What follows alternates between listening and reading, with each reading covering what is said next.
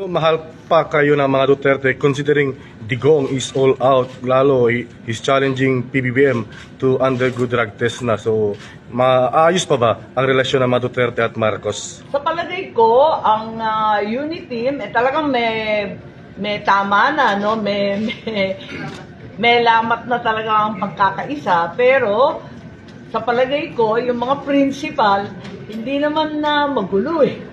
Yung magulo, yung mga amuyong dyan sa tabi-tabi, yung mga demonyo at ahas sa laylayan ng palasyo, talagang mahirap dyan eh. Nung bata ako, tinawag ko ng snake pit ang Malacanang.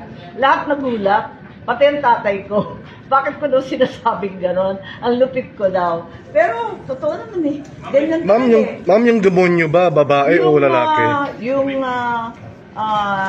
Ano ba yung tinatanong mo kanina? Ang dami mong tanong. Kung mahal pa ba kayo ng mga Duterte at kung magkaayos pa ba yung pamilya nyo, considering na si Digong ay medyo iba na? Matagal na naman.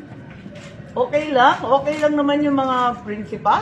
I think the president and the vice president are able to work together, provided there's no continuous interference from all kinds of harmful and destructive forces. Yung last point, ma'am. Yes,